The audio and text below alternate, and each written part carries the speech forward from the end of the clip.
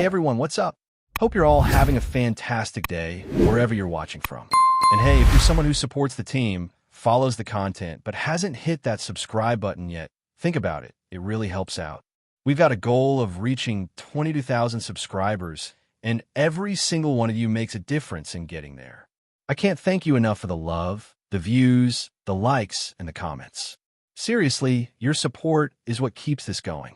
Without it, chasing the dream of talking about the team we all love would be a whole lot tougher. Now let's get into what really matters.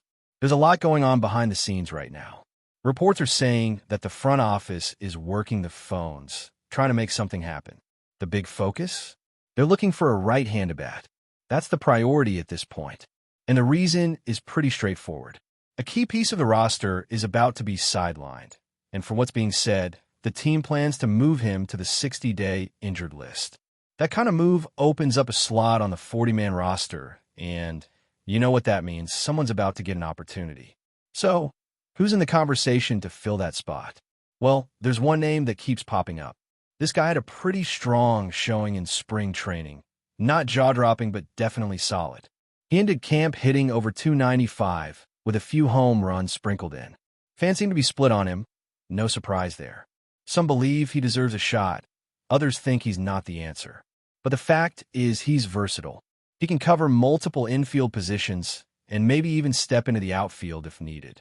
That kind of flexibility matters, especially when injuries start to pile up. And he's not exactly a rookie either. At 31 years old, he had a solid stint with another team not too long ago. His batting average that year hovered around .287. So he's proven he can hang at the major league level, even if it hasn't been consistent. Now, he's not a flashy name. He's not the type that's going to suddenly become a star overnight. But he knows the grind, he's been around, and in certain situations, that kind of player becomes invaluable. Adding him to the 40-man roster seems like a reasonable move, especially if they're looking to temporarily fill that 26-man slot. Of course, that's only one path they could take. The other option is to look outside. Maybe bring in someone who's been let go by another organization. A lot of players are out of options this time of year. Guys who didn't make their respective rosters out of spring and now find themselves in limbo. It's a gamble, no doubt. Picking up someone who didn't cut it elsewhere might not inspire much confidence. But sometimes, all it takes is a change of scenery. That said, this approach comes with risks. If a player has no options left and fails to make the roster, then you're stuck. The team would have to designate him for assignment, and chances are he'll get picked up or lost completely. So the front office has to be careful. If they're seriously looking into this route, a trade might actually make more sense. But even that comes with its own set of complications. When you go after players from other clubs who've struggled or who just couldn't crack their lineups, it starts to look like you're digging through the scraps. Fans call it dumpster diving for a reason. That's the perception, fair or not. So you've got to weigh whether it's worth it or if it's better to roll with the guys you already have in the clubhouse. There's another name that always gets brought up in these situations, someone who's been hanging around for a while now. It's unfortunate, really, because the guy has undeniable defensive skills. Probably one of the best gloves in the entire system. But offense? That's where things start to fall apart. He's a notoriously slow starter at the plate. He needs time to find his rhythm, and with limited opportunities, that just doesn't work in his favor. He had a golden opportunity this spring to lock down a spot. Someone ahead of him went down. The third base job was there for the taking, but he couldn't deliver. He ended spring with a brutal batting average, barely hitting .170. That's not going to cut it. No matter how good your glove is, you've got to hit something. Now, the 26-man roster is just about finalized. The team is sitting at 25, and there's chatter that they're still having conversations with other clubs. Maybe trying to delay waiver decisions. Maybe just checking in to see who might be available. But here's the thing. If a guy wasn't good enough to make the Padres or the Angels, what makes us think he's suddenly going to be the answer here? It doesn't add up. That's not to say there isn't talent out there. Sometimes players fall through the cracks. But at this point in the season, every team believes they've got a shot. Nobody's waving the white flag before Game 1. So why would any club give up a right-handed bat with potential right now? Unless it's a salary dump or something personal behind the scenes, it just doesn't make sense. There was one player that fans were hoping could be brought in. The fit seemed right, the timing was good, and if the front office had been willing to move another piece, it might have happened. But that's the catch. The team can't afford to lose that other guy. The rotation is already in shambles. 3 out of the 5 starters are starting the year on the injured list. One's out long-term, another shut down for the entire season, and a third won't be back for at least 3 months. That puts a massive strain on the pitching staff, and as much as people might want to upgrade the offense, you can't rob Peter to pay Paul. That pitcher is needed more than ever, even if trading him could have brought in a quality hitter. And yeah, some fans might not love hearing that. There's a feeling that the front office is being too passive or playing it too safe. But honestly, what's the alternative? Blow up the depth just to add a bat that might not even perform? It's a tough call. The most likely scenario is a minor move, something under the radar. Maybe a veteran who's bounced around a bit, someone whose bat has cooled off in recent seasons but still brings value with the glove. A guy in his early 30s, maybe 33 or 34, who isn't quite over the hill, but is probably on the back 9 of his career. The only way a deal like that happens is if the other team agrees to eat part of the salary, and that's rarely easy to negotiate. There's also the idea of swapping a bench piece, maybe someone with a little upside, in exchange for that kind of veteran presence. But again, it comes down to need. The Yankees aren't in a spot to give up anything significant right now. The margin for error is already thin. There's real pressure to make smart, calculated decisions, and that's exactly what the front office is trying to do. There's also been some noise about one particular player who could step in, and while he's not the most exciting name out there, his case isn't that weak either. We're talking about a guy who's been around the league for a few years, and yeah, he's had ups and downs, but he put up decent numbers recently. During spring training, he hit around 290, not eye-popping, but it's a solid line, especially considering the small sample size and the context. Look, spring training isn't about lighting up the stat sheet. It's about showing that you're in rhythm, that you can compete, that you're ready. And this guy did just that. He didn't play every day, but when he got his chances, he looked confident at the plate. On top of that, his slugging percentage was pretty wild, over 700 in just a handful of games. That tells me he was seeing the ball well and making hard contact. That's something you can't ignore. Even if it was just 12 games or so, sometimes that's all the front office needs to say, hey, this guy might be ready for another shot. He knows the organization. He's played here before, and he's capable of covering every infield position. That kind of versatility is gold, especially when injuries start to pile up and you need guys to plug into different spots on short notice. He's 31 now, not a kid anymore, but also not at the tail end of his career. He's in that window where he still has something to prove, but also enough experience to handle the pressure of big league expectations. I'm not saying he's going to come in and be a game changer. No one should expect that. But as a short-term solution, as a depth piece, as someone who can come off the bench and give you a professional at-bat, yeah, I could see that working out. But again, this all comes back to what the front office values more right now. Do they want someone steady, someone familiar? Or are they hoping to uncover a hidden gem from another organization? Because right now, it looks like they're working the phones. They're checking in with teams about potential trade scenarios, or even just players who might be released soon. They want to be ready to pounce if the right name shakes loose. And that's what makes this time of year so unpredictable. Every team is finalizing their rosters, and that means some decent players are going to fall through the cracks. Guys who might not fit on their current team, but could be a good fit elsewhere. The challenge is separating the guys who can truly help from the ones who are just taking up space. That's where good scouting and smart decisions come into play. The Yankees don't want to waste a roster spot. They know how important each slot on the 40-man is, especially this early in the season when flexibility is key.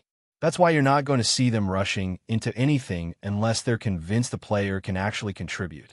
There's been some internal discussion, too, about Pablo Reyes. And look, I get it. He's not exactly the most exciting player, but he had a decent spring. He hit close to 300, showed some versatility, and he's been around the league enough to know what's expected of him.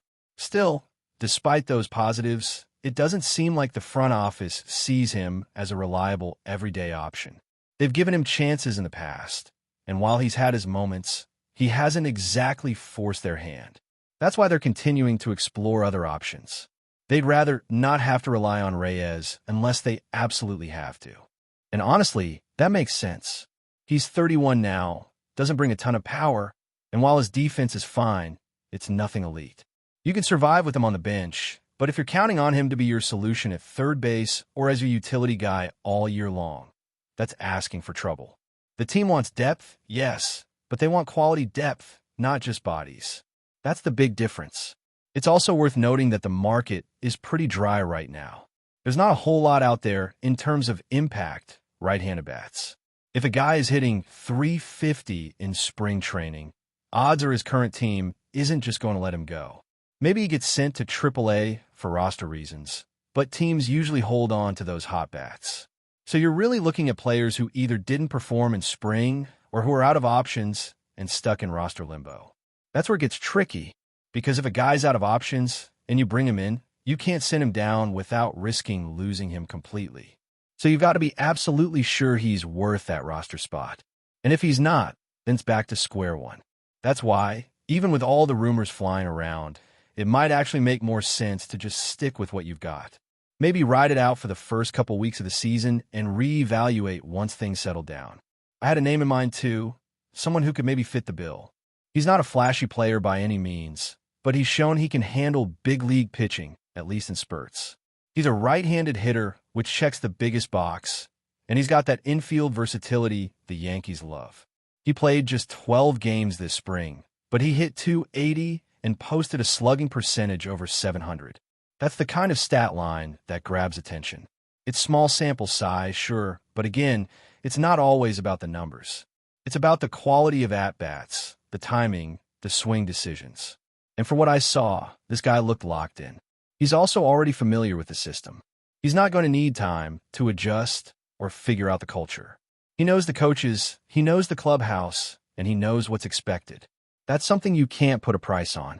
So yeah, maybe he's not the answer long-term, but as a bridge until the injured players return, I could absolutely see it happening. Last year, there was a similar situation. A 3-team trade came together late in the spring, and it caught everyone by surprise. A player that nobody was really talking about ended up switching teams and making a real impact. So don't rule anything out. These next few days are crucial. Rosters are getting finalized, last-minute deals are being discussed, and the front office is on high alert. They're doing their homework, making calls, seeing who's available, who might be let go, and who could be a good fit. We're in that weird window where everything feels possible, and yet nothing is certain. The Yankees are definitely active, no doubt about that. They're not just sitting around waiting for something to fall into their lap. They're being aggressive. Whether that leads to a trade, a waiver claim, or just sticking with a guy already in the clubhouse remains to be seen. But the wheels are turning, and we're going to see some kind of move soon. It might not be a blockbuster, but even a minor adjustment can make a big difference in the long run. But before we continue, please remember to join our channel and give this video a like. Your support allows us to keep bringing you the latest news about the New York Yankees. Feel free to share your thoughts on the news in the comments. In a stunning development that has sent ripples through Major League Baseball, the New York Yankees have turned their gaze towards one of the most electrifying talents in the game, Julio Rodriguez. The 23-year-old center fielder for the Seattle Mariners has quickly become one of the brightest stars in the sport, and it seems the Yankees are ready to make a move. Rodriguez's unique blend of power, speed, and consistency has made him a coveted prospect, and the Bronx Bombers are reportedly pulling out all the stops to bring him into their fold. Rodriguez's meteoric rise through the MLB ranks is nothing short of legendary. After making his debut in 2022, he wasted no time in proving himself, earning an All-Star selection, a Silver Slugger Award, and the American League Rookie of the Year title. In 2023, he reached new heights, setting a Mariners record for the fastest player to hit 30 home runs and shattering the home run derby record with 41 homers in a single round. His performances in August were particularly jaw-dropping, as he posted the most hits in a 4-game stretch since 1901, further cementing his status as one of baseball's rising stars. Despite a minor setback in 2024 due to an ankle injury, Rodriguez still posted solid numbers, proving his resilience and determination. With 20 home runs and 24 stolen bases, he became part of an elite group of players to have 20-plus home runs and 20-plus steals in their first 3 seasons. His final month of the season, where he batted .328 with 7 home runs and 6 steals, was a reminder of his explosive potential and his ability to bounce back stronger than ever. The Yankees, known for their pursuit of the best and brightest talent, have clearly identified Rodriguez as a player who could help elevate their already formidable roster. His combination of power, speed, and all-around offensive ability makes him a perfect fit for the Yankees' dynamic style of play. With his youth, versatility, and proven track record, Rodriguez is seen as the missing piece that could push the Yankees back into World Series contention. As the offseason progresses, the baseball world will be watching closely to see if the Yankees can successfully lure Rodriguez away from Seattle. With the Mariners reportedly reluctant to let go of their star player, the negotiations promise to be intense, and it could be one of the most significant moves in MLB history. The future of both teams, and possibly the entire league, could be shaped by the outcome of this high-stakes pursuit. That's it for this update. If you enjoyed the video and want to keep receiving exclusive news about the New York Yankees, please subscribe to our channel and give us a like. We always appreciate your comments and opinions. See you in the next video.